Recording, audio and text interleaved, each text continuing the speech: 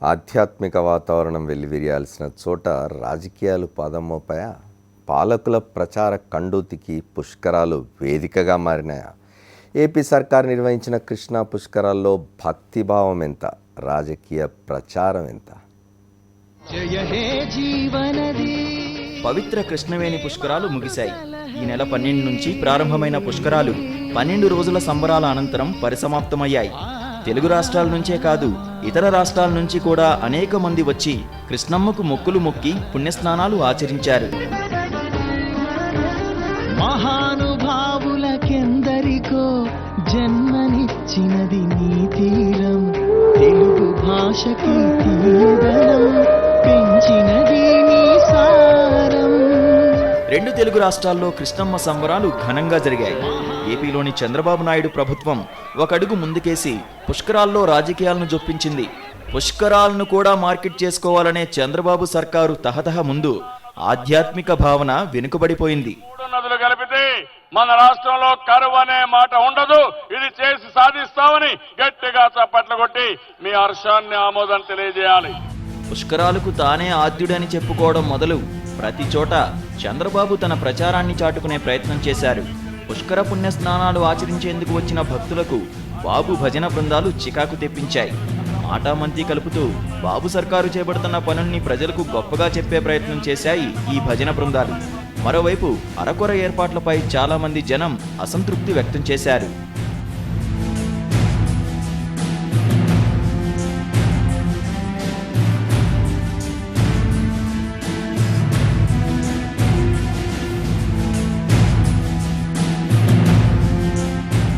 ఇక ప్రతిరోజు హారతి తర్వాత చంద్రబాబు సుదీర్ఘ ఉపన్యాసం పుణ్యస్నానాలు ఆచరించేందుకు వచ్చిన భక్తుల సహనానికి పరీక్షగా మారింది. ఆయన ఉపన్యాసం పూర్తయ్యేంత వరకు రాకపోకలు నిలిపేయడం, వాహనాలు ఆపేయడాన్ని చాలామంది తప్పుబట్టారు. భక్తులు అసంతృప్తి వ్యక్తం చేసినా వారికి మాత్రం ఉపన్యాసాల నుంచి విముక్తి మాత్రం లభించలేదు. ఇక సినిమా సెట్టింగులను తలపించిన వేదికలు చూడడానికి బాగానే ఉన్నా ఎందుకింత ఖర్చనే భావన చాలా మందిలో వ్యక్తమైంది. ఏదో గొప్పగా చేస్తున్నామని చెప్పుకునేందుకు చంద్రబాబు సర్కారు పుష్కరాలను వేదికగా మార్చుకున్నారని చాలా మంది భక్తులు ఆరోపించిన పరిస్థితి. ఎల్ఈడి లైట్లు, విదేశీ బాణాసంచా వెలుగులు అవసరమా అని ప్రశ్నలు వినిపించాయి. ఆధ్యాత్మిక కార్యక్రమాన్ని కాస్త కార్పొరేట్ ఈవెంట్గా మార్చారని ఆరోపణలు వెల్లువెత్తుతున్నాయి.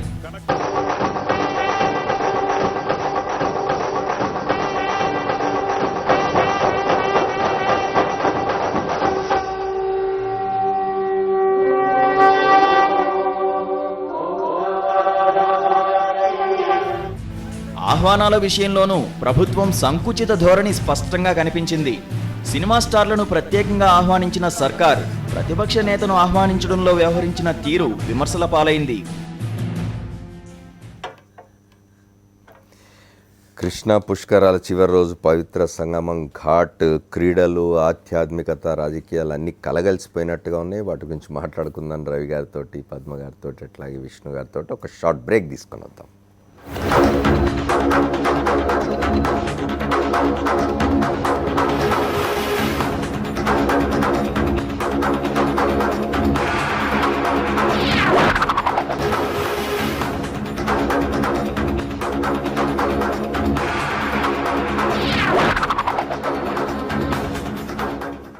Welcome back to the fourth estate. Krishna పుష్కరాలు ఈరోజుతో ముగుస్తూ ఉన్నాయి. ఆంధ్రప్రదేశ్లో, తెలంగాణలో, 2 రాష్ట్రాల్లో కూడా కృష్ణా నది ప్రవహిస్తున్న తీరాల్లో కృష్ణా పుష్కరాల్లో భక్తులు చాలామంది, దాదాపు కోట్ల సంఖ్యలో భక్తులు వెళ్ళినట్టుగా ఉన్నారు 2 రాష్ట్రాలు కలిసి.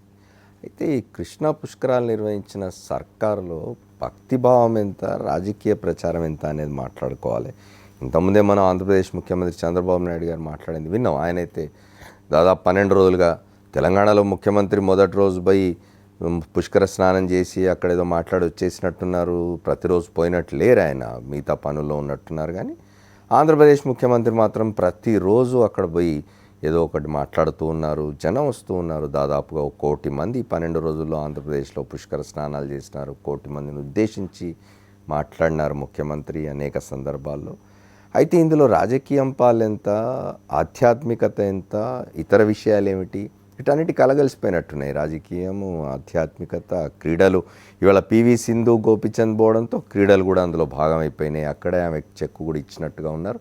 రవి గారు చెప్పండి, ఇంతకుముందు మీరు ముఖ్యమంత్రి చంద్రబాబు నాయుడు గారు ఉపన్యాసం కూడా విన్నారు. వారు విభజన చట్టంలో హామీలను గురించి మాట్లాడినారు, పోలవరం గురించి మాట్లాడినారు, కేంద్రం సహకారంతో ఆయన ఏర్పరచబోయే నిర్దిష్ట ప్రణాళిక గురించి మాట్లాడినారు. 2022లో 3వ రాష్ట్రంగా దేశంలో, 2029లో నంబర్ 1 రాష్ట్రంగా దేశంలో ఉంటామని చెప్తే, ఇవన్నీ అంటే అది వేదికేనా? అంటే బస్సు సీటు బ్రహ్మరథం, ప్లాటిమన్ ప్లాటినం ఏదైతేనేమని కాళోజీ అప్పుడెప్పుడో రాశారు. అలాగే మనకు శ్రీశ్రీ కూడా చెప్పాడు కదా, కాదేది కవిత కనర్హం అన్నట్టుగా.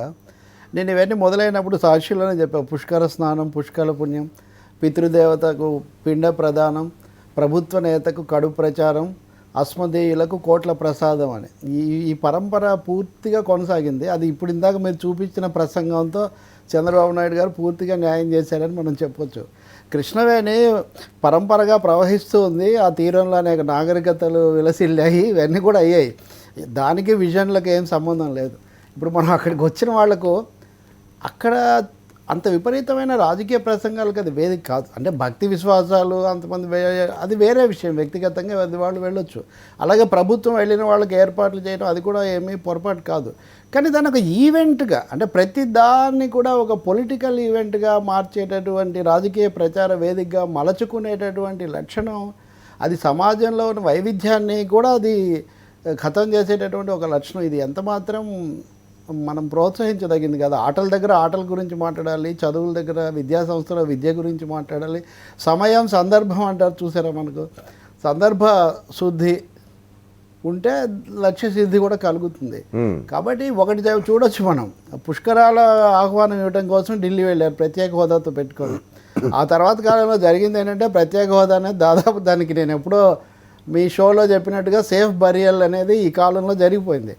ఆ పుణ్యం ఏమొచ్చిందో మనకు తెలియదు, కానీ రాష్ట్రానికి రావాల్సిన ప్రత్యేక హోదా అయిపోవటం కూడా పుష్కరాలకు సమాంతరంగా జరిగింది. అంతా అయిన తర్వాత ఈయన మళ్ళీ ముగింపులో మళ్ళీ ప్రత్యేక హోదా అవి చెప్పడం. అలాగే బొంకర అంటే ఏదో అన్నాడని మనకు సామెత. అంటే ఏదో అతిశయోక్తులకు కూడా 2050కి ప్రపంచంలో పెద్ద రాష్ట్రంగా ఉండాలని. 50 దాకా కాదండి, 2029 దశల వారీగా 2029కే దేశంలో నంబర్ 1 రాష్ట్రంగా ఆంధ్రప్రదేశ్ చేస్తాను నేను చెప్తున్నా. ఆయన విజన్ ఏమంటే 2022కు 3 రాష్ట్రాలు, 2022కి 3వ రాష్ట్రంగా ఉంటుంది దేశంలో, 2029కి మొదటి రాష్ట్రంగా ఉంటుంది, 2050కి ప్రపంచంలో ప్రథమ రాష్ట్రం. అది నేను గమనించలేదు, మీరు అందుకోలేకపోయారు. ఐఎమ్ సారీ, మీరు అందుకోలేకపోయారు ఆ విజన్ ప్రపంచ స్థాయిలో. నేను చెప్పేది ఆశలు, కళలు మంచిదే, కానీ ఆధారం లేనటువంటి ఆశలు, విశ్వసనీయత లేనటువంటి మాటలు ప్రజలకు చెప్తే తర్వాత నిరుత్సాహం కలిగే అవకాశం కూడా అంతే ఉంటుంది. ఇప్పటికే అటువంటి ఒక విధమైన నిరుత్సాహం ఆవరించిన పరిస్థితి. ఈరోజు మనం చూసాం కదా, వారు సింధుకి సత్కారం చేశారు, చాలా మంచిది. ఆమెతో కలిసి ఒలింపియన్తో కలిసి ఆట కూడా ఆడారు. అంటే బహుశా చంద్రబాబు నాయుడు గారు మనకందరికీ కూడా బాగా పరిచితులే కదా, కానీ ఆ ప్రచార సలహాదారులు ఎవరో ఆయన మరీ శృతి మించి కృష్ణా పుష్కరాల్లో ముంచినట్టుగా ఈ ప్రచార సముద్రంలో మరీ ఎక్కువగా ముంచి తేలుస్తున్నట్టుగా అనిపిస్తుంది. ఆయన వయస్సు రీత్యా చూసినా, ఇతర బాధ్యతల రీత్యా చూసినా. ఇప్పుడు నేను ఆ రోజు చెప్పాను నా చరణాల్లో, ఆ రోజు కేసీఆర్ కూడా స్నానం చేస్తే ముఖ్యమంత్రులే కదలిన వైనం అని కూడా, ఇద్దరు ముఖ్యమంత్రులు. ఆయన ఈయనకంటే ఎక్కువ యజ్ఞాలు, పీఠాలు ఇవన్నీ ఉన్న మనిషి. అయినా ఒకసారి వెళ్ళి వచ్చారు, అయిపోయింది. ఆ తర్వాత ఆయన ఎవరికన్నా ఈ రోజు ఎందుకు వెళ్ళాలండి వాస్తవంగా? అది ఏదైనా భక్తికో లేదా ఆధ్యాత్మిక విశ్వాసాలకు సంబంధించిన వాళ్ళకి వదిలేసి, కావాలంటే మీకు కూడా ఉంటే వెళ్ళొచ్చు. కానీ ప్రతిరోజు సాయంత్రం ప్రవచనం లాగా ప్రవచనాలు చేస్తారు మామూలుగా ఆధ్యాత్మిక కార్యక్రమాలు. ఈ ప్రభుత్వ వచనాలు, ప్రభుత్వాధినేత ప్రవచనాలు చేయడం, ఇదంతా కూడా తప్పకుండా ఆలోచించుకోవాల్సిన అవసరం ఉంది. అతి సర్వత్ర వర్జయత్ అని ఇది కనుక శృతి మించిపోతే కనుక ప్రతిదాన్ని ఒక ప్రచార కార్యక్రమంలాగా మలుచుకునేటైతే మటుకు ప్రజలు హర్షించరు. అక్కడికి వచ్చిన భక్తులు ఎవరు? విజన్ గురించి వినడానికి భక్తుల నుండి, విశ్వాసుల నుండి, ఆసక్తి ఉన్న వాళ్ళ నుండి, పర్యాటకుల నుండి, వాళ్ళందరూ కృష్ణానది నాగరికత ఏమో ఇట్లాంటి భక్తి వాతావరణంలో చెప్తే బాగా ఎక్కుతుంది ప్రజలకు, మాతో ఉంటారని. మొదటి విషయం ఏంటంటే, మన రాజ్యాంగం ఆ విషయంలో చాలా స్పష్టంగా ఉంది. విశ్వాసాలు కలిగి ఉండొచ్చు, ఎవరు ఏ మత విశ్వాసం అయినా కలిగి ఉండొచ్చు, కానీ మతాన్ని, రాజకీయాలను కలగాపులగం చేయకూడదు. మరి శృతి మించి అది ఏదో ఒక పూట వెళ్ళి నమస్కారం పెట్టుకోవడం కాదు, ప్రతి పూట అక్కడ ఉండడం అంటే ఇలా మీరు ప్రతి పండుగలకు ప్రతి సందర్భానికి వెళ్ళడం సాధ్యమా? ఇక్కడ ఒకటి మనం చూడొచ్చు అమర్ గారు, గోదావరి పుష్కరాలతో పోలిస్తే కానీ మార్క్స్ మహానుభావుడిని మార్క్సిస్టుల కంటే ఇతర పార్టీల రాజకీయ నాయకులు ఎక్కువగా నమ్ముతున్నట్టున్నారు. మార్క్స్ చెప్పినాడు మతం మత్తుమందు అని, రిలీజన్ ఈజ్ ఓపియం అన్నాడు. ఆ ఓపియం ఎక్కిస్తున్నాయేమో ప్రభుత్వాలు. అదే మతం మనిషికి మత్తుమందు, ఓపియం, అది heart of the heartless world. అంటే హృదయం లేని ప్రపంచంలో కొద్దిపాటి ఉపశమనం కలిగించే ఒక విషయం అని, ఆ ఉపశమనాన్ని కూడా మళ్ళీ వీళ్ళు ఆక్రమిస్తున్నట్టుగా ఇక్కడ మనకు కనిపిస్తుంది. మార్క్స్ బోధనల్ని మార్క్సిస్టుల కంటే చంద్రబాబు నాయుడు గారు లాంటి రాజకీయ నాయకులు ఎక్కువగా ఫాలో అవుతున్నట్టు అనే దాన్ని బాగా వీళ్ళు వాడుతున్నట్టుగా ఉన్నారు. అది సరి అయినటువంటి విధానం. సార్ ఇంకోటి రవి గారు, ఇప్పుడు నేను పద్మ గారు ఇంకోటి ప్రచారాలు, ఫ్లెక్సీలు, కృష్ణవేణికి ఫ్లెక్సీలు, అందులో మళ్ళీ నాయకులు, అందులో ఎవరి బొమ్మలు ఉన్నాయి, ఫ్లెక్సీలు సరే రాజకీయ ప్రచారంగా మారింది. అసలు అక్కడ జరుగుతున్న ఇప్పుడు మొత్తంగా కృష్ణా పుష్కరాలను మీరు అన్నట్టుగా ఒక ఈవెంట్గా మార్చి అక్కడ బోయపాటి సీను అనే ఒక సినిమా దర్శకుడిని, గోదావరి పుష్కరాల్లో ఏం జరిగిందో చూసినాం మనం. అమాయకులు 29 ప్రాణాలు పోగొట్టుకోవడం జరిగింది వీరి సినిమా కోసం అని చెప్పి. ఇప్పుడు కూడా కోట్లాది రూపాయలు ఖర్చు పెట్టి అక్కడ వేసిన సెట్టింగ్లు కానీ అక్కడ జరుగుతున్న షూటింగ్లు కానీ వీటన్నిటిని ఎట్లా చూస్తారు? ప్రజాధనం ఇదంతా కూడా, గంగా నది ఖర్చు చేస్తున్నదంతా ప్రజాధనం. గంగా తీరంలో అది వరకు హారతి కార్యక్రమం ఉండేది. బహుశా ఇప్పుడు మోడీ ప్రభుత్వం రావడానికి కొంచెం ముందు నుంచి దాన్ని మరింత కొంచెం కళాత్మకంగా మార్చారు. అది కూడా హారతి కార్యక్రమం అనేది గంగాకే ఉండేది. ఇప్పుడు కృష్ణకు, గోదావరికి అన్ని అసలు నదులను మనం ఎందుకు ఇంత ప్రేమిస్తున్నారు, వీళ్ళందరూ ఎందుకు వెళ్తున్నారు అవంటే అవి సహజ ప్రవాహాలుగా తరతరాల నుంచి వస్తున్నాయి కాబట్టి దానికి మనం వెళ్ళి మన కృత్రిమత్వం ఎంత తక్కువగా ఉంటే అంత మంచిది. అక్కడ మన మామూలు నదులు ఉన్నాయి కాబట్టి నాగరికత వచ్చింది కాబట్టి వాటికి మళ్ళీ మన కృత్రిమమైన వ్యవహారాలు పులి మీద అంతా చేసి ఉండకూడదు. సరే, ఆకర్షణీయంగా ఉన్న మేరకు ప్రజలను, యాత్రికులను చేయడానికి సదుపాయాలు చాలా ముఖ్యం. దీన్ని ఆధారం చేసుకొని ఇన్ఫ్రాస్ట్రక్చర్ శాశ్వతంగా ఉండే సదుపాయాలు చేస్తే చాలా బాగుండేది. గోదావరి గుణపాఠాలు నేర్చుకొని అవేవో ప్రజలతో కూడా పంచుకొని ఉంటాయి. కానీ నిజానికి ఆహారము లేకపోతే నీళ్లు ఇలాంటి విషయాల్లో అసౌకర్యాల సమస్య ఇప్పటికి కూడా ఉంది. అలాగే ఇసుక మేటలు అవన్నీ తీసేసినందువల్ల కొన్ని దుర్మరణాలు అవి కూడా సంభవించాయి. కానీ మొత్తం మీద పెద్ద దుర్ఘటనలు లేకుండా అటువంటివి జరిగినందుకు మనం ఆ మేరకు అభినందించాలి. అలాగే ప్రజలు కూడా ఇది కూడా అయిపోయింది ఒక ఘట్టం. Right sir. సరే, పద్మ గారితో మాట్లాడాం. పద్మ గారు చెప్పండి, చంద్రబాబు నాయుడు గారి ఉపన్యాసం విన్నాం ఇంతకుముందు. వారు ఏం చెప్తున్నారు? 2022, 2029, 2050 కూడా చెప్పినారు. నిజానికి 2022 నాటికి 3 సార్వత్రిక ఎన్నికలు వచ్చిపోతాయి. అంటే ఒకే ప్రభుత్వం శాశ్వతంగా అధికారంలో ఉంటుందనిపిస్తున్నది ఏమిటి? అంటే ఒకటి ముందు అసలు పుష్కరాలు అనేటటువంటివి దేనికి, ఒక నదికి సంబంధించినటువంటిది. మనం ఒక కృతజ్ఞత తెలుపుకోవడం దానికి సంబంధించినటువంటి ఒక జీవ ప్రవాహంలాగా మొత్తం కూడా తరతరాల నాగరికతను కంటిన్యూ చేస్తున్నందుకు మనం దానికి కృతజ్ఞతగా ఒక నదికి సంబంధించి ఒక ఆధ్యాత్మికంగా భాగం అవ్వటం. అదే సందర్భంగా ఒక 7 తరాల వాళ్ళని జ్ఞాపకం చేసుకుంటూ వాళ్ళకి పిండ ప్రదానాలు చేయటం అనేటటువంటి పుష్కరాలకు ఉన్నటువంటి ఇవి రెండే ప్రాధాన్యత కలిగినటువంటి విషయాలు. ఇవాళ ఏం జరుగుతోంది పుష్కరాలకు సంబంధించి చాలా ఆర్భాటంగా చేస్తున్నారు చంద్రబాబు నాయుడు గారు అంటారు. రేపు ప్రెస్ మీట్ పెట్టి కూడా ఆయన బహుశా 3 గంటల పాటు మళ్ళీ అదే మాట్లాడతారు. పుష్కరాలు నేను ఎంత గొప్పగా చేశాను, ఈ దేశంలో ఏ ముఖ్యమంత్రి కూడా చేసి ఉండడు ఈ రకంగా అనేటటువంటి ప్రెస్ మీటే రేపు ఉంటుంది. పుష్కరాలు ముఖ్యంగా పక్క రాష్ట్ర ముఖ్యమంత్రితో కంపారిజన్స్ ఉంటాయి. పక్క రాష్ట్రం కావచ్చు, ఆయన దేశం వెళ్ళండి, సింధుకు డబ్బులు ఇవ్వడం కావచ్చు, లేకపోతే రాష్ట్ర ప్రభుత్వ ఉద్యోగులకు ఫిట్మెంట్ అలవెన్సెస్ పెంచడం కావచ్చు, ఏదైనా సరే పక్క రాష్ట్ర ముఖ్యమంత్రి కదా సరిపోదు. ఆయన స్థాయి దేశంలోనే నెంబర్ 1 అనుకునేటటువంటి స్థాయి కనుక పక్క రాష్ట్రం ప్రసక్తే అంత అవసరం లేదు. కాబట్టి ఆయన అనుకుంటున్నది అంత ఘనంగా పుష్కరాలు జరిపాము అంటే ఏం ఘనంగా జరిపారని నేను ఒకటి అడుగుతున్నాను. ఆధ్యాత్మికతకు సంబంధించినటువంటి పుష్కరాలని మీరు 40 గుళ్ళకు పడగొట్టి కనీసం దానికి సంబంధించినటువంటి మళ్ళీ పునఃప్రతిష్ఠించడం కానివ్వండి, లేదా దానికి సంబంధించినటువంటి ఒక పాలసీగా మాట్లాడడం కానివ్వండి, ఏదీ లేకుండా చివరికి జాతిపిత విగ్రహం దాకా ధ్వంసం చేసినా కూడా పశ్చాత్తాపం లేకుండా పుష్కరాలను నడిపారు. ఒకటి, పుష్కరాలకు సంబంధించినటువంటి మరణాలను ఏమైనా ఆపగలిగారా? పోనీ ఇంత ఆర్భాటంగా చేశారు, చాలా గొప్పగా చేశాం, దాదాపు 2000 కోట్ల రూపాయలు ఖర్చు పెట్టారు. దానికి సంబంధించింది ఇంతకుముందు గోదావరి పుష్కరాల్లో ఎట్లయితే మొదటి గంటలో తొక్కిసలాట్లో ఎంతమంది చనిపోయారో, కృష్ణా పుష్కరాల్లో కూడా అనేక ప్రమాదాల రూపంలో అంతమంది చనిపోయారు. దీనికి సంబంధించినటువంటి కనీస భద్రత అనేటటువంటి ఎక్కడ కూడా కనపడలేదు. ఇంకొకటి ఏంటంటే, ఇవాళ లేజర్ షో పేరుతోటి కృష్ణానది ఒడ్డున మొత్తం కూడా ఒక పవిత్ర సంగమం అనేటటువంటి పేరు పెట్టి గోదావరిని తీసుకొచ్చి కలిపాం అనే పేరుతోటి ఒక లేజర్ షోస్ ఏర్పాటు చేసి నిజంగా ఒక సంస్కృతిని కల్తీ చేసి పెట్టారు ఈ పుష్కరాల్లో. అంటే ఒక ఆధ్యాత్మిక సంస్కృతి అని నమ్మితే దాన్ని ఆధ్యాత్మిక సంస్కృతి లాగా ఉంచాలి. ఉంచడం అనేటటువంటి కూడా పాలకులకు సంబంధించినటువంటి ఒక బాధ్యత. అది మనం నమ్ముతామా నమ్మమా అన్నట్టు. చంద్రబాబు గారిని బూట్లు వేసుకుని పూజలు చేస్తారు కాబట్టి, ఆయన దేవుణ్ణి నమ్మరు కాబట్టి ఇష్టం వచ్చినట్లు పుష్కరాల కల్చర్ కూడా మార్చేస్తామంటే ఎవరు ఒప్పుకోరు. ఇవాళ పుష్కరాల కల్చర్ ఏంటి, సంస్కృతి ఏంటి, ఒక ఆధ్యాత్మికత అనేటటువంటిది పెంచి పోషించాలి. దాని అసలు ఆధ్యాత్మికత అనేటటువంటిది ఎట్లా ప్రజల్లో దాన్ని నిలపాలి అనేటటువంటి దాని గురించి మాట్లాడాలి చంద్రబాబు నాయుడు గారు. మాట్లాడితే ప్రతిరోజు ఆయన మాట్లాడేది ఏంటి, రాజకీయాలు మాట్లాడుతున్నారు. 12 రోజుల నుంచి మనం ఇదే చూస్తున్నాం. ప్రతిరోజు కూడా ఆయన రాజకీయ ఉపన్యాసమే చేశారు. అక్కడికి వెళ్ళి ఆధ్యాత్మికంగా ఆయనకు ప్రజలకు ఏం చెప్పారో ఒక్క మాట చెప్పండి. ఆధ్యాత్మికంగా ప్రజలకు సంబంధించినటువంటిది ఏం చెప్పారు అంటే కృష్ణా పుష్కరాలకు సంబంధించినటువంటి దాంట్లో మీరు లేజర్ షోస్, కనీసం రాత్రిపూట నదుల్లో దీపాలు వదులుకునేటటువంటి వాళ్ళు మహిళలు, అది కూడా పోయింది. లేజర్ షోల పేరుతోటి నానా ఆర్భాటం చేసి పెట్టారు. మీరు లేజర్ షోలు పెట్టుకోవాలంటే ప్రత్యేకించి ఏమైనా పెట్టుకోండి, ఫిల్మ్ ఫెస్టివల్స్ పెట్టుకోండి, లేకపోతే ఇంకొకటి ఏదైనా పెట్టుకోండి, లేజర్ షోస్ ఏర్పాటు చేసుకోండి. కానీ లేజర్ షో పేరుతోటి ఇవాళ జరిగినటువంటి అక్కడ చూస్తున్న మొత్తం సంస్కృతిని అంతా కూడా నాశనం చేసి పెట్టారు. ఇంకొకటి ఏంటంటే 12 రోజుల పాటు పుష్కరాలు అంతకు ముందు తర్వాత కూడా పుష్కరాలు తప్ప మాకు ఇంకేమీ పట్టదన్నట్లుగా వ్యవహరించారు ముఖ్యమంత్రిగా చంద్రబాబు నాయుడు గారు. ఒక్క ఉదాహరణ, ఈ రాష్ట్రాన్ని కలిచేసినటువంటి ఒక సంఘటన అమలాపురంలో దళితులపైన దాడి జరిగితే, అంటే దాదాపు వాళ్ళు ఒక ఆవు చచ్చిపోతే శ్మశానానికి వెళ్ళినటువంటి ఆవుని చర్మం వలిచారు, అది వాళ్ళ వృత్తి. దానికి సంబంధించినటువంటిది దాని మీద దాడి జరిగింది. దాడి జరిగితే పుష్కరాల పేరుతోటి చంద్రబాబు నాయుడు గారు నేను ఏర్పాట్లో ఉన్నాననేటువంటి పేరుతోటి రాజమండ్రి దాకా వెళ్ళి కూడా కోనసీమ వెళ్లకుండా ఆ బాధితులను పరామర్శించకుండా వచ్చారు.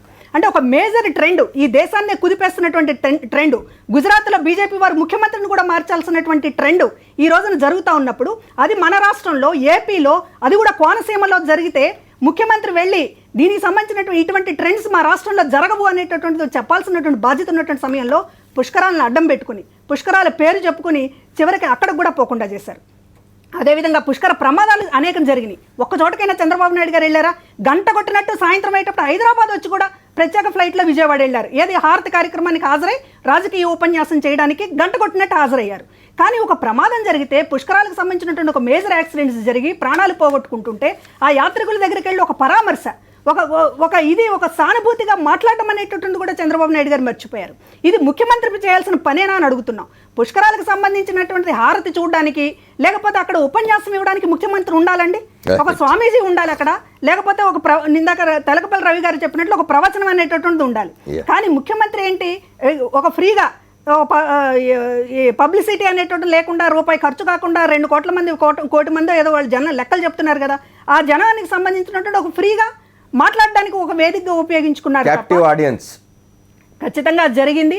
ఎందుకంటే ఇది సీరియస్గా మాట్లాడాల్సిన విషయం అండి. ఇట్లాంటి ట్రెండ్స్ని మనం కొనసాగిస్తే ఇవి అంటే భక్తిని కూడా ఇంత అన్యాయంగా చేసి, దేవుడు అంటే మీకేమో ఓ పక్కన భక్తి లేదు, దేవుడికి సంబంధించిన ప్రతి దాంట్లో కూడా అవమానిస్తున్నారు, గుళ్ళు పాల్గొడుతున్నారు, బూట్లతోటి పూజలు చేస్తారు. అసలు పుష్కర స్నానమే మీరు సాంప్రదాయబద్ధంగా చేయలేదు. పుష్కర స్నానం చేశారో చెప్పండి, చంద్రబాబు నాయుడు గారు కానీ వాడు కుమారుడు కానీ పుష్కర స్నానం అనేది సాంప్రదాయబద్ధంగా చేశారా?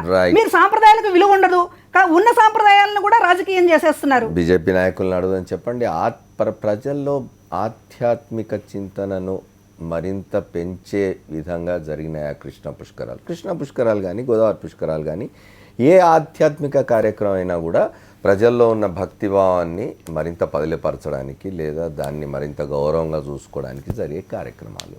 ఇప్పుడు జరుగుతున్నదంతా ఏమిటి? ముఖ్యమంత్రులకేం పని, ప్రభుత్వాలకేం పని, అక్కడ పోయి రాజకీయ ఉపన్యాసాలు ఇవ్వాల్సిన అవసరం ఏమిటి?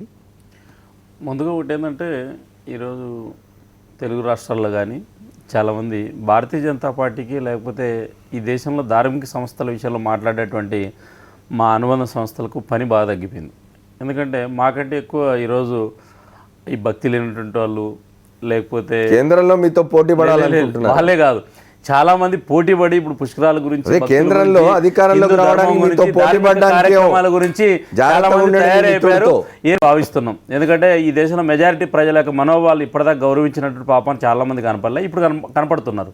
రెండోది, ఈ పుష్కరాల్లో రాజకీయంగా చంద్రబాబు నాయుడు, ఇప్పుడు పద్మ గారు చెప్పినారు, చిత్తశుద్ధితో చేసినట్టు కనిపించడం లేదంటున్నారు. ఇప్పుడు ఎట్లుంటుంది చిత్తశుద్ధి అనేది ఎట్లుంటుందంటే, మనం ఈరోజు చర్చ పుష్కరాలకు సంబంధించి మా సోదరి ఇది రాజకీయ ఉపన్యాసం చేసి గుజరాత్ దళితుల మరి వరకు అక్కడ పోయింది. ముఖ్యమంత్రి గారు ఏం ఒక్క మాట్లాడారు? నిమిషం అమర్ గారు, ఆయన కూడా మా సోదరి పుష్కరాల ముగింపులో అంటే ముఖ్యమంత్రి గారు అంటే మన కూడా రాజకీయాలు చంద్రబాబు నాయుడు మాట్లాడారు. గారు పుష్కరాలను వేరే రకంగా ఉపయోగించుకుంటానని మనం మాట్లాడే సందర్భంలో ఈ డిబేట్ ను కూడా మన రాజకీయ అవసరాల కోసం మా సోదరి పద్మ గారు దళితులు లేకపోతే గుజరాత్ ముఖ్యమంత్రి మీరు లేకపోతే ఉనికి అమలాపురం గుమ్మడికాయ ఇన్సిడెంట్ దొంగ ఎవరంటే భుజాలు అంటే తడుముకోవడం వాడుకోవడం ఇదే మరి. అనేటువంటిది గుమ్మడికాయ దొంగ రాజకీయ అంటే నాయకులకు సర్వసాధారణంగా వచ్చేటువంటి అంశం అని గుర్తు చేస్తున్నా అంతే. ముఖ్యమంత్రి ఒకటి చేయాల్సిన పనులు అంటే చేయలేదని మాట్లాడితే మీరెందుకు మనం ఆవు మాట్లాడుకుంటున్నారు? తోక పంచాయతీ అనమాట. ఒక అంశాన్ని మాట్లాడదామంటే దాని నుంచి మనం ఇంకో దాని వినట్లు. రెండో అంశం. పద్మ గారు ఒక్క మాట పూర్తయింది. విష్ గారు ఒక్క మాట మీరు చెప్పండి. మాట్లాడదాం.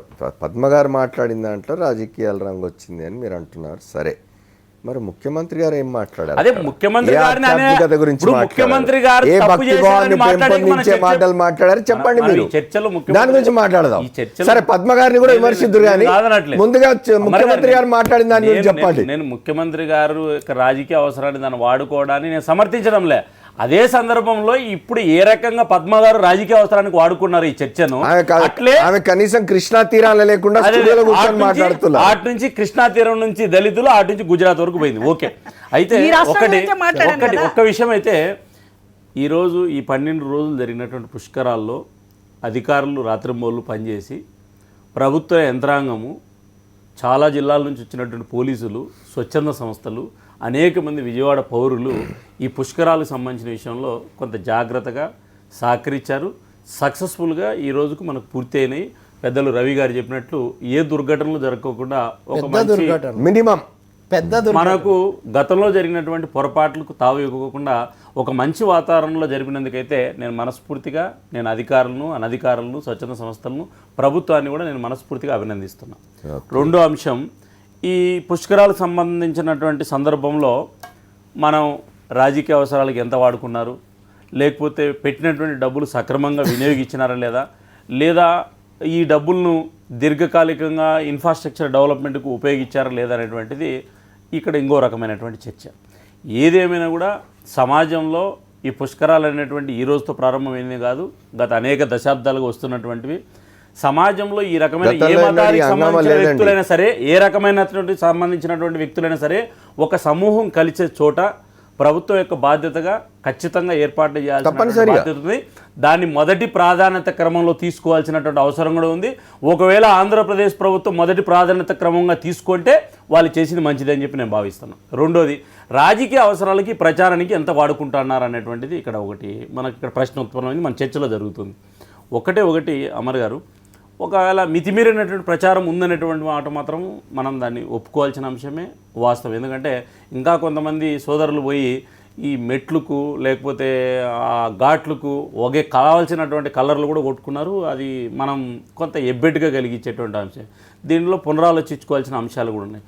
ఏది ఏమైనా కూడా సమాజంలో మెజారిటీ ప్రజల అభిప్రాయాలు మనోభావాలకు అనుగుణంగా ఇలాంటి కార్యక్రమాలు జరిగేటటువంటి సందర్భంలో ఎంతవరకు ప్రభుత్వం బాధ్యత ఉండాలి, ఎంతవరకు భాగస్వామి ఉండాలి, ఎంతవరకు జోక్యం చేసుకోవాలనేటువంటిది ఏంటంటే మనం పరిపాలన చేసే సందర్భంలో వచ్చేటువంటి అనేక రకాలైనటువంటి రాజకీయ మార్పుల్లో వచ్చినటువంటి కారణంగానే ఈరోజు కూడా ఈ రకమైన మార్పులు కూడా వచ్చినాయని చెప్పి నేను భావిస్తున్నాను. ఏది ఏమైనా ఒకటైతే వాస్తవం, ఈరోజు ఏ రకమైనటువంటి ధార్మిక కార్యక్రమాలు ప్రజలు చేసుకునే మెజారిటీ ప్రజల మనోభావాలకు అనుగుణంగానే జరిగిన పుష్కరాలని అనుకుంటున్నారా? ఏమంటారు అమర్ గారు? మెజారిటీ ప్రజల మనోభావాలకు అనుగుణంగానే వారి మనోభావాలకు సంతృప్తి కలిగించే విధంగానే పుష్కరాలు సాగినాయి అనుకుంటున్నారా? ఈ రోజు ఆంధ్రప్రదేశ్లో జరిగినటువంటి గోదావరి పుష్కరాలు అయితే కృష్ణా పుష్కరాలు సార్, కృష్ణా పుష్కరాలు ఏవైతే ఉన్నాయో మనం గతంలో జరిగిన గోదావరి పుష్కరాలతో మనం కంపేర్ చేస్తే కన్నా చాలా మంచిగానే జరిగినాయి. కానీ అందులో గోదావరి నీళ్లు కలిపినాం అన్న తర్వాత అది కృష్ణా పుష్కరాలు ఎట్లా అవుతుంది? ఒక్కటి గోదావరిలో కృష్ణా కలిసిందా, కృష్ణాలో గోదావరి కలిసిందా అనేటువంటి ముఖ్యమంత్రి గారు స్వయంగా చెప్తున్నారు కదా, రెండు నదుల్ని కలిపిన ఘనత మాది అని చెప్తున్నారు. మీకు అమర్ గారు, ఈరోజు గ్రామీణ ప్రాంతాల్లో మనం అంత్యక్రియలు నాకు పెద్దగా నాలెడ్జ్ లేదు. అంత్యక్రియలు చేసుకునే సందర్భంలో కొన్ని సాంప్రదాయాలు ఉన్నాయి. గతంలో బావులు చెరువుల్లో పోయి మనం అంత్యక్రియలు జరిగిన సందర్భంలో ఈరోజు వచ్చినటువంటి రాజకీయ వాతావరణ మార్పుల కారణంగా మనకు అందుబాటులో వాటర్ లేవు. మరి మనం బోరింగ్ల మీద ఆధారపడుతున్నాము, లేకపోతే చిన్న చిన్న గుడ్డల మీద ఆధారపడుతున్నాము, టెంపరవరీ ట్యాంకుల మీద కూడా ఆధారపడుతున్నాం. అంటే ఈరోజు కృష్ణాలకు సంబంధించిన సందర్భంలో వర్షం రాకోకుండా పోవడమో లేకపోతే నీళ్ళు లేని సందర్భంలో అది ఏ రకంగా తీసుకొచ్చినా కృష్ణాలోకి వచ్చి కిందికి పోయిన తర్వాత అది కృష్ణా పుష్కరమే అవుతుంది తప్ప గోదావరి నుంచి తీసుకొచ్చారా లేదా ఇంకోటి నుంచి తీసుకొచ్చారా అనేటువంటిది ఇది ఒక డిఫరెంట్ చర్చ. ఆ చర్చ కూడా మనం ఇంతకుముందు మనం మాట్లాడాం. కొంతమంది స్వామీజీలు ఇది గోదావరి నీళ్లు కృష్ణాలో కలిసినా కూడా కృష్ణా పుష్కరం ఎట్లయితుంది అనేటువంటి. మనం విశ్వాసం లేనటువంటి వాళ్ళకు గంగాలో ముంచినా కూడా వాళ్ళ గోదావరికి కనపడుతుంది, గోదావరిలో తీసుకుపోయి ముంచినా కూడా కృష్ణాలకు కనపడుతుంది. విశ్వాసం అనేటువంటిది వాళ్ళ వ్యక్తిగతంగా వాళ్ళు ఆచరించేటువంటి దాని మీద ఆధారపడుతుంది. రైట్. అంటే విశ్వాసాలు అట్లాగే ఎవరి వ్యక్తిగత విశ్వాసాలను బట్టి ఆచారాలు ఉంటాయని బీజేపీ అనుకుంటే పూర్తిగా అలా వారు వదిలేదు. ఏమంటున్నారు, ప్రజల మనోభావాలకు అనుగుణంగా జరిగిన కృష్ణ పుష్కరాలు అంటున్నారు. ప్రజల అయితే అక్కడ రాజకీయ ఉపన్యాసాలు, ఇతరేతర దాన్ని కార్యక్రమాలు సమర్థించలేదా మరి? ఇవన్నీ కూడా ప్రజల మనోభావాలకు అనుగుణంగా జరిగినవేనా? అట్లా అని ఆయన అని ఉంటే అది వారికి కూడా లేదు, నేను అనట్లేదమ్మా. అక్కడ రాజకీయ ఉపన్యాసాలు కానీ రాజకీయ అవసరాలకు ఆ వేదికలు వాడుకోవడం కానీ దాన్ని 100% నేను సమర్థించేది లేదు. పుష్కర స్నానం చేయడం వరకు ఖచ్చితంగా వీరు చెప్పినట్లు పుష్కర స్నానం చేయడం వరకు బాగుందంట. పద్మా గారు చెప్పినట్లు ఏంటంటే ఒకవేళ అవసరమైతే ఆధ్యాత్మికాన్ని పెంపొందించేటువంటి ఉపన్యాసాలు కానీ ఆధ్యాత్మిక యొక్క వేత్తలు కానీ లేకపోతే సమాజ సంఘ సంస్కర్తలు కానీ తీసుకొచ్చి మాట్లాడించింటే బాగుండనేటువంటిది నా అభిప్రాయం. సంఘ సంస్కర్తలు కూడా అక్కడ రాజకీయ ఆధ్యాత్మికతకు సంబంధించిన రాజకీయ అవసరాలకు ఒకవేళ ఆ వేదికలు వాడుకుంటుంటే తప్పే. Right.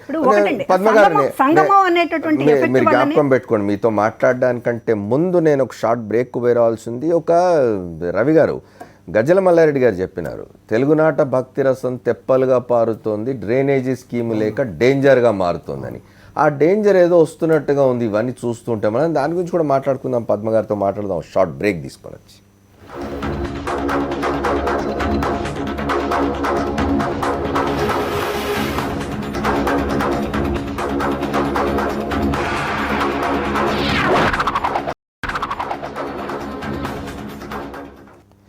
Welcome back to the fourth estate. మనం కృష్ణా పుష్కరాల ముగింపు గురించి మాట్లాడుకుంటున్నాం. 12 రోజుల పాటు 2 తెలుగు రాష్ట్రాల్లో సాగిన కృష్ణా పుష్కరాలు ముగిసినాయి. ఇవాళ సాయంకాలంతో విజయవాడ దగ్గర పవిత్ర సంగమం ఘాట్ దగ్గర ముఖ్యమంత్రి చంద్రబాబు నాయుడు గారు చేసిన ప్రసంగం కూడా విన్నాం, దాని మీద చర్చ కూడా విన్నాం. పద్మ గారు, మీరు అది చెప్తున్నారు. అంటే ఇప్పుడు గోదావరి పుష్కరాలంటే రాజమండ్రి కేంద్రంగా జరుగుతాయి, కృష్ణా పుష్కరాలంటే విజయవాడ కేంద్రంగా జరుగుతాయి. స్నానాలు ఎక్కువ మంది అక్కడ చేస్తారు న్యాచురల్లీ. కానీ ఈసారి విజయవాడ కాకుండా మిగతా చోట్లకు వెళ్ళడం వెనుక కూడా ఇదొక రీజన్ అనేటటువంటిది మీడియా కొంత విశ్లేషించి రాసినటువంటిది.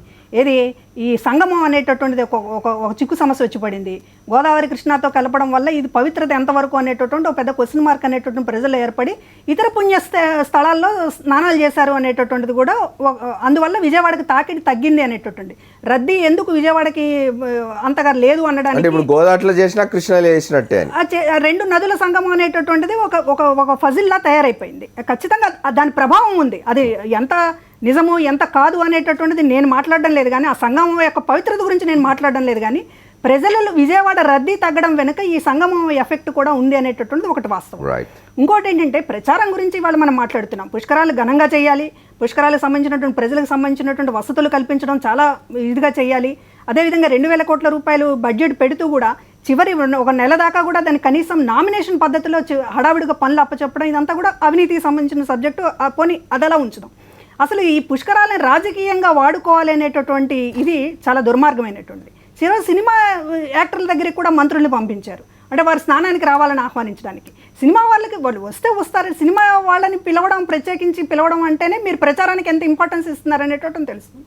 స్నానాలకి రమ్మనేది ఆహ్వాన పత్రికలు పట్టుకొని ఢిల్లీ వీధుల్లో తిరగడం, ఖచ్చితంగా రాజకీయాలకు కూడా ఉపయోగించుకోవడం అనేటటువంటి, ఖచ్చితంగా దేవుడికి సంబంధించినటువంటిది ఒక పవిత్రంగా జరపాల్సినటువంటి కార్యక్రమం. ఆహ్వానాలు ఇవ్వచ్చు, కానీ అదే పనిగా వెళ్ళి న్యాయమూర్తులని, జడ్జీలు, సుప్రీంకోర్టు జడ్జీలను కూడా కలిసి ఏకాంతంగా పనిలో పని రాజకీయము ప్లస్ పుష్కరాలు, రాజకీయము ప్లస్ దేవుడు అనేటటువంటిది ఒక చేయడం అనేటటువంటి, ఒక మార్కెట్ చేయడం అనేటటువంటిది ఇవాళ మనం అభ్యంతరకరమైనటువంటి విషయం. మీ నాయకుడు కూడా పోయి మొన్న ఒకరోజు పుష్కరాల కంటే ముందు యజ్ఞాలు యాగాలు చేసి వచ్చాడు మా జగన్మోహన్ రెడ్డి గారు కూడా. అవును, న్యాయమూర్తుల దగ్గరికి వెళ్ళారు, స్వామీజీ దగ్గరికి వెళ్ళారు, స్వామీజీ దగ్గరికి వెళ్ళారు, ఆయన యజ్ఞం చేస్తున్నారు, పిలిచారు, వెళ్ళి అందులో తప్పేంటి తప్పేంటి అంటున్నాను. ఆయన గుడికి పోకపోతే పోలేదంటారు, పోతే ఎందుకు పోయాడంటే బీజేపీ పని లేదా మా ఆర్ఎస్ఎస్ పని లేకపోతే హిందూ ధార్మిక సంస్థల పని చాలా మంది తగ్గించారు. సంతోషమే కదా. జగన్ గారి మీద రాళ్ళు వేయడానికి అవకాశం లేకుండా పోయిందని బాధ. మీకున్న తెలుగుదేశం వారికి బాధ ఏంటంటే జగన్ గారి మీద రాళ్ళు వేసేటటువంటి అవకాశం పోయింది మార్పు అనేటటువంటి వచ్చినానికి బాధ. స్వాగతిస్తున్నాం తల్లి, మార్పు వచ్చినందుకు మనం కూడా స్వాగతిస్తున్నాం. మనం కూడా ఆంధ్రప్రదేశ్ ముఖ్యమంత్రి లాగా ఆధ్యాత్మికతను రాజకీయాన్ని కలుపుకుంటూ ఇక్కడ లెట్ us స్పీక్ అబౌట్ పుష్కరాలు. అదే పుష్కరాలకు సంబంధించినటువంటి ఆహ్వానాల విషయంలో మీరు చూపించినటువంటిది ఏంటి అనేటటువంటిది ఇక్కడ సినిమా వాళ్ళను కూడా పిలిచి ప్రచారానికి, అంటే ఎంత ఎక్కువ మంది వస్తే చంద్రబాబు నాయుడు గారికి అంత ప్రచారం అనేటటువంటి, పుష్కరాలను ప్రచారానికి వాడుకోవడం అనేటటువంటిది ఇవాళ మనం క్వశ్చన్ చేస్తున్నటువంటి విషయం. ఈ 12 రోజులు కూడా జరిగినటువంటి సభలు రాజకీయాలు, నిన్నటికి నిన్న పుష్కర హారతి కార్యక్రమంలోనే ఒలింపిక్స్ నిర్వహిస్తాను అమరావతిలో అని చెప్పి మాట్లాడినటువంటి మనిషి ఒలింపిక్స్ని ఎట్లా నిర్వహిస్తారండి? ఇట్లా అసలు మనల్ని చూసిన పక్క రాష్ట్రాలకు వెళ్తే మీ ముఖ్యమంత్రి ఎట్లా మాట్లాడుతున్నాడు, అసలు మీరందరూ ఏమన్నా పిచ్చి జాత అనేటటువంటి ఏమన్నా అడుగుతారో నాకు భయంగా ఉంది. ఎందుకంటే ఒలింపిక్స్ ఈ దేశానివే భయపడుతుంది ఆర్థిక భారాన్ని మోయటానికి. ఒక ఒలింపిక్స్ అనేటటువంటి ఇది చేయండి, దేశం మోడీ గారే భయపడతాడు ఒలింపిక్స్ నడపాలంటే. అట్లాంటిది ఇక్కడికి వచ్చి అమరావతిలో ఒలింపిక్స్ నడుపుతానని చెప్పి మాట్లాడుతుంటే అని పిచ్చా, మనం ఏమన్నా పిచ్చాడు, మా ఏపీ ఏమన్నా పిచ్చి రాష్ట్రమా, నాకు అర్థం కావటం లేదు. అదే ఇది చాలా తప్పుడు మాటలు మాట్లాడితే ఏంటంటే దున్నపోతు ఈనిందంటే దూడం కట్టేయమన్నట్టు మన మీడియా కూడా అట్లా తయారైంది. ఆయన మాట్లాడడం వీళ్ళు వినడం అనేటటువంటి పద్ధతిలో తయారైంది కనుక ఇవాళ ఇన్ని సమస్యలు వస్తున్నాయి. ఇవాళ పుష్కరాల పవిత్రత ఏంటి? మీరు ప్రత్యేకించి ఆహ్వానాలు పట్టుకుని వెళ్ళారు, ఇక్కడ గుళ్ళు ఎందుకు కూల్చారండి? అంటే కోట్ల మంది వస్తారని మీరే ఊహించి, సినిమా వాళ్ళు వస్తారు, కేంద్ర మంత్రులు వస్తారు, వాళ్ళతో పాటు కోట్ల మంది జనం వచ్చి పడిపోతారు అని చెప్పి ఆ జనం వస్తారని మీరే ప్రచారం చేసుకోవడము, ఆ వచ్చే జనం కోసం రోడ్లు విశాలం చేయాలి, ఉన్న గుళ్ళు కూడా పడగొట్టేయాలి అనేటటువంటి మీరే నిర్ణయించుకోవడం, ఇవన్నీ కూడా జరిగినాయి విజయవాడలో. ఇప్పుడు 40 గుళ్ళు కూడగొట్టి